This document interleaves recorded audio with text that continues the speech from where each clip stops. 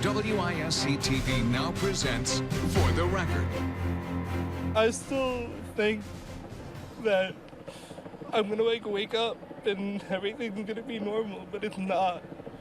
This is what happened. There is no going back. We stop to reflect on intolerance and hatred and ignorance on our way to celebrating a journalistic milestone of covering the news of the Madison area's communities of color. Next on For the Record. Thanks for joining me. I'm Neil Heinen.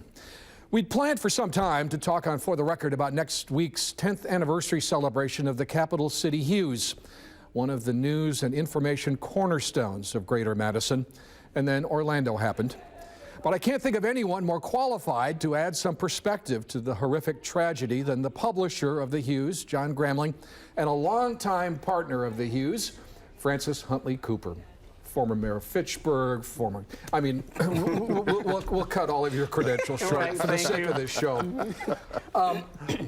You both have been thinking about Orlando. John, I know that it's your column in the current edition of the Hues. Maybe explain a little bit what went into your thinking as you wrote about it. Well, one of the tragic things of today is it could have been about 4 or 5 different things that have been plausible what caused it, especially on Sunday when I was writing my column, which is really a sad commentary on our society that we're so divided. There's so many isms and there's so many others that we are really dehumanizing each other, which really also makes this kind of thing possible. Mm-hmm. But what's also important, again, is the whole issue of gun control. And this guy went and picked up this latest and most accurate assault rifle the week before and committed this atrocity. And I don't see anywhere in the U.S. Constitution where it said every household gets to have a cannon in their front yard to protect themselves. I haven't read of anyone using an assault rifle in their home to repel an intruder because nobody's going to tear up their house with a AK-47 rifle. So, I mean, it's time for us to act now, or our society is going to continue to deteriorate in ways that our children and their children's children will really regret. There are so many layers to this, Francis, but one of the layers that really I've been thinking about a lot is simply the rhetoric that sort of contributes to anyone's thinking about those issues. And that's one of the things I know that you've worked so hard on, and we've all worked so hard on in Dane County and with the Hues to affect the words that we use. It's, the one thing I want to say about the incident, as we were talking earlier, is I am so glad that the killer doesn't get a lot of attention in terms of using the name. And then our hearts go out to the families and victims, and the whole community, the whole world, to see this tragic incident, the lives that were affected. But what I'm, if you want to say that there's something positive come out, is that you see the whole community, the whole United States being supportive of what happened in Orlando to the victims, and people are trying to come up with a solution. As we talked about, our president has been very, very appropriate in trying to move this issue forward, and enough is enough. We hope that the Congress and elected officials take this seriously.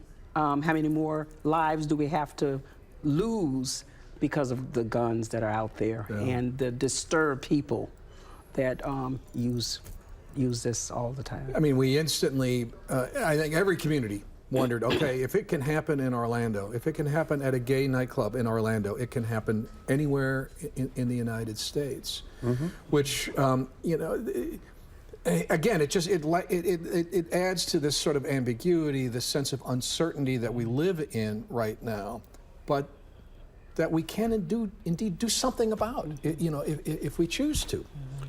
I mean, we've become an individualistic society that we oftentimes cut it off from each other in terms of we rely upon social media for our friendships, that we don't learn about each other in our school curriculums, that our programming in the media doesn't really teach and inform us of each other. So it's really easy to think about people as other because you don't come in contact with them, or at least you don't think you come in contact with them, but oftentimes do. You just don't realize it.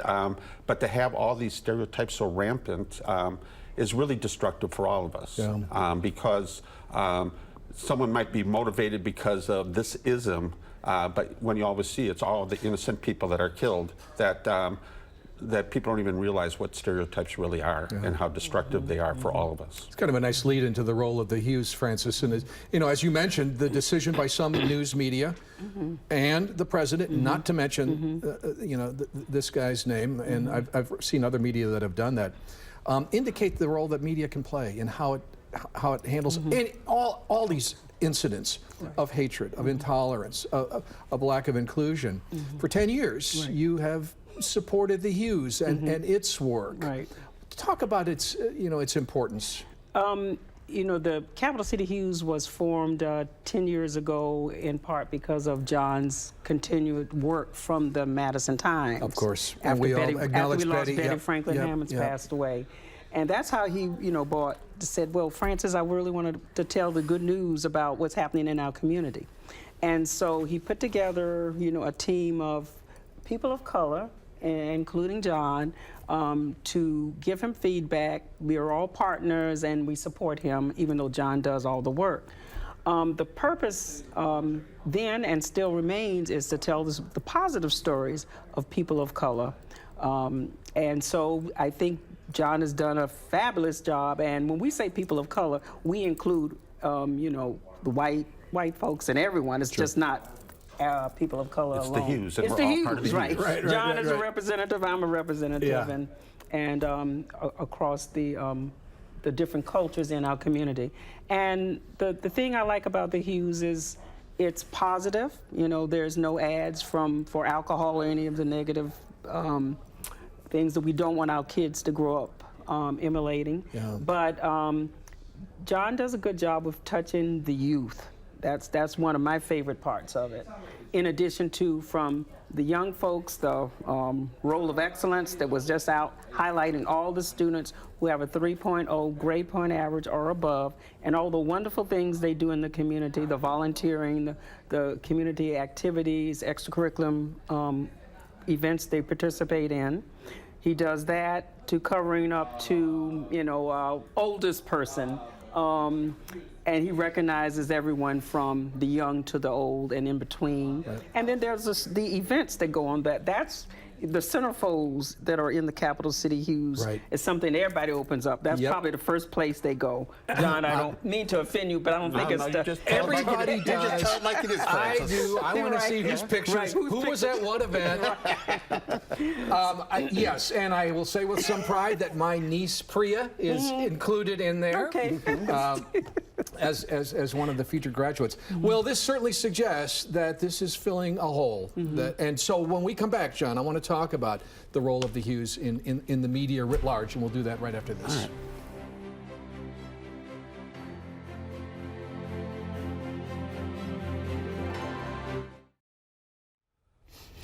We are celebrating the 10th anniversary of the Capital City Hues with editor and publisher John Gramling and Francis Huntley-Copper, a community activist and a community resource who has also been a partner with the Hues for a long time. So, we've talked about this a lot, John, over 10 years. I think we're blessed in Dane County to have a pretty robust array of media and publications like the Hues, like Umoja, like La Comunidad. There's a really good variety. I think, taken as a whole, we do a pretty good job of covering the community. I think people are always surprised by the number of publications out of little old Madison, Wisconsin. Yeah. That they don't have in larger metropolitan areas like New York or Chicago and other places. Yeah. Not to minimize for a minute the constant challenge of support for a publication like the Hues. And you've had some long-time, really loyal advertisers. Yes. But it never ends. It never ends. It's always a struggle, and in some ways, it's okay for it to be a struggle, because we reflect the communities that we serve. And for many people within those communities, life is a daily struggle. Yeah. And so we need to reflect it. If all of a sudden, let's say, I was bringing in $100,000 a year and stuff like that, well, that would really kind of separate me from the community, as well as probably change people's perceptions of the newspaper. Now, before the break, you were talking about the role of the Hues. Yeah. And a long time ago, I had a Spanish teacher, Leonel Iribarren, who's also a muralist, Well, I never could learn Spanish, but we would talk about art, and he was from Chile and lots of other places, and so he defined art as revolution. It reflects life before it happens. And so with the Hues, it also is kind of revolutionary in the sense that it takes people's everyday lives, what's going on, and allows everyone else to see what's going on. That over a generation, hopefully it'll dispel the stereotypes, the misconceptions, let us all learn more from each other, and in that way really kind of create revolution to allow Madison and the other surrounding communities to become more cosmopolitan and let people just pursue their lives regardless of race, religion, and what have you. That's all.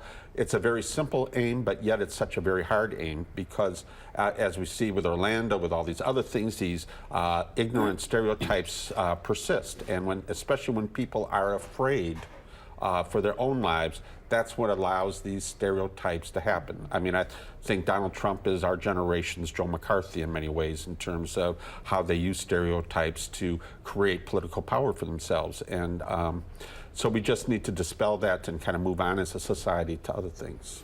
You know, Francis, John's been doing this for so long now. I think it's just it's who he is to go to all of these events.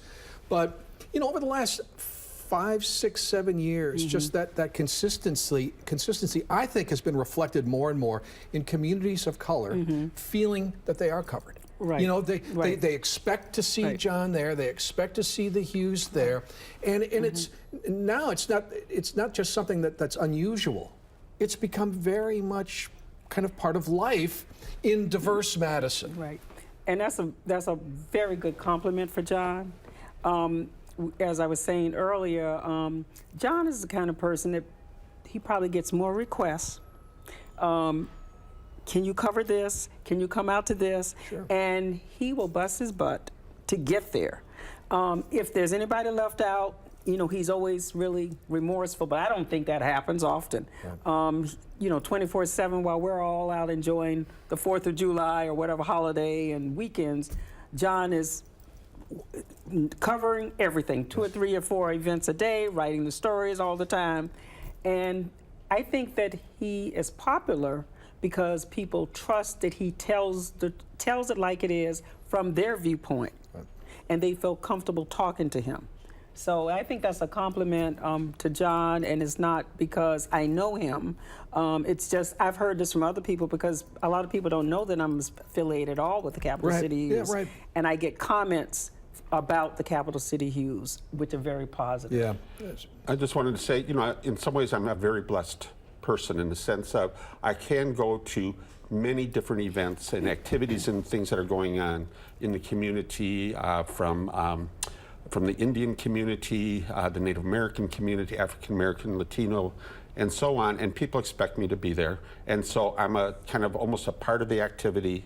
And so, I mean, I've been able to experience and know the diversity that Madison has. I don't have to believe diversity and equality and whatever, I know it. Right. What I think about John, and I've said this to him before, he really embraces the different cultures and ethnicities. You know, I'm not there, you know, but John understands all of the communities because he's had that interaction for years. He's very respectful of the cultures. So he wants to learn, he wants to do his best, and he wants to tell the story. So I think that people, you know, are very comfortable in coming to him, and he will go there. You know, a lot of us don't step outside our comfort zone. John will do that. Yeah. At the risk of turning this into more of a love fest than it is, but you know, I think it's an important way of talking about the Hues and the role of the Hues in the community. But John, you know, I have such respect for your column, and the thought that goes into that column, the perspective that you offer, which is sometimes complementary to the coverage in the Hues, but at other times is just slightly apart from it, as a good column or editorial often is. And I know what it's like to try to come up with one as regularly as you do. But it's an important voice. It's your voice.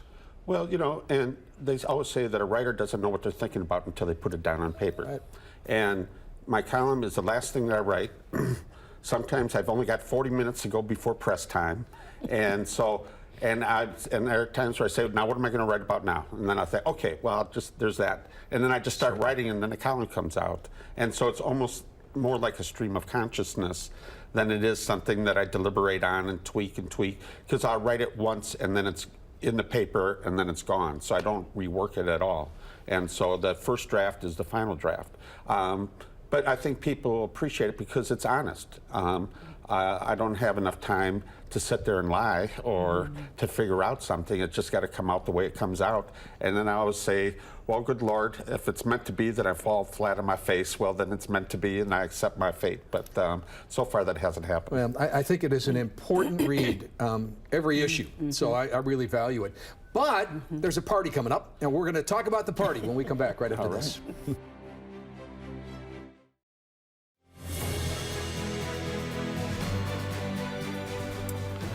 If you are watching this on WISE TV next Saturday, if you're watching this online, it's on January 26th. There's a 10th anniversary. June 26th. June 26th. What did I say? January. Yeah, that would be a chillier picnic than we would like. It would be a little difficult. June 26th is the 10th anniversary celebration of the capital city. Hues and publisher and editor John Gramling is with me. Partner Francis Huntley-Copper is with me. Talk about the celebration, John.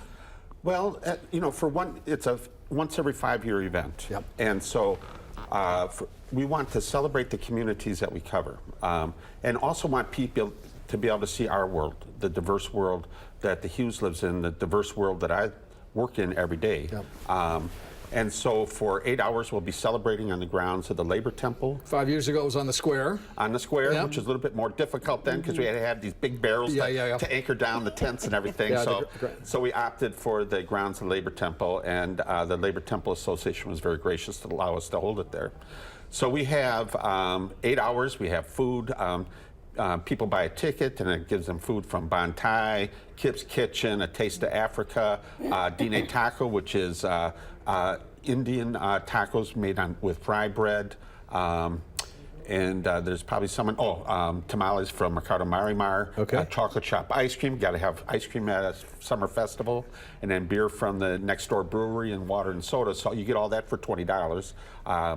But we're also having like 12 performance groups, so which is something unique. I don't think it's ever happened in an outdoor arena in Madison, is that with the Kalanjali Indian dance troupe, that's East Indian, that they are actually going to have a live orchestra from India perform while they're dancing at this thing. And I've never seen that before. They were on the morning show recently, but with recorded music. Right, so this will be a live Indian orchestra. Very cool. We have a pots and pans steel pan band for that Caribbean sound coming up from Chicago.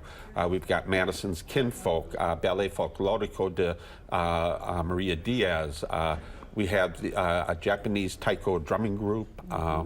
So it's really diverse entertainment. Of course, we got the Hannah John Taylor performing jazz. Mount Zion Gospel. We're going to have a gospel group from Mount Zion perform. So we're having an infinite array of really wonderful, talented people perform over an 8-hour period. And I also have to mention that we're honoring 5 elders of the community. Richard Davis, one of our most renowned jazz musicians ever. Agnes Kammer, who's founded about 3, 4, 5 different organizations in Madison and just turned 90 on Friday. We have Janet Sais, who's been a skiing in the Native American community. Ray Kumapai, who's he's been a chair and involved and has been chairing the Africa Fest committee for the last 10 years, as well as has chaired the UNIMA, the Nigerian Association, and the African Association of Madison, and Gladys Benavides, who has worked on diversity issues forever here in Madison. So we're going to honor our elders, and we're going to celebrate. We'll have 10 years of Hues covers covering one side of the area. Like each year will have a 12 feet by 6 feet banners that'll stretch across. And then we had some banners created 5 years ago that depicted each of the communities that were made by committees within those communities. So it's going to be colorful, beautiful, entertaining. The art. Oh, most importantly, we're creating... Nice job, Francis. A portable mural. So this is going to be 18 feet by 9 feet. It's going to be called Envision Yourself in Dane County. We have a Nigerian muralist who's putting like the background, the skyline of Madison up. And then over the course of the day, we're going to have people paint themselves on this mural. And so we'll have an array of hues, of colors. People will choose their own colors. And Amida Roller will be helping people out, giving us some hints and things like that. And so by the end of the day, we want to fill this mural with all of these people. Where do people get tickets? People, by the time this airs on Sunday, they can call between 2 and 8 o'clock, 241-2000. Is that the Hues number? The Hues number, and then they can purchase by credit card. Okay. But since we got all these different actors involved, I got to give counts and things like that, so they can buy their food and everything. If they're seeing this online, they can go online and get them. They can't go online and get them, but I'm going to be at the Urban League on Thursday from noon till 6 p.m. at Cargo Coffee on South Park Street from 2 to 5 on Friday. Or even if they're seeing it today, they can call me up all afternoon today at 241-2000 and buy them again, credit card. Today being Wednesday. Last word, Francis, there's a lot of ethnic festivals in town, but nothing like this. There'll be nothing like this. People need to come out and enjoy and have a good time. Yeah. Because I'd like to add is that as our 5th, and I'm hoping it'll be the same here, is that nobody was in the majority at our 5th anniversary. It was so diverse. And so that way, and the way that we've designed it, and Francis and I and several others have been on the committee, is that with the graphics, with the food, with everything, that we want everyone to feel it's their celebration. Yeah. And that we've been able to attract such a diverse crowd that since nobody's in the majority, everybody's in the majority. Yep. Yeah. I don't know who else could pull it off, John. So congratulations on 10 years. Thank you, Neil. Congratulations, Francis, on your support for it. And it's Sunday, June 26th, just to reiterate, noon to 8 p.m. on the grounds of the Labor Temple on Park Street and Wingwood Drive. We're going to come back and wrap up For the Record right after this.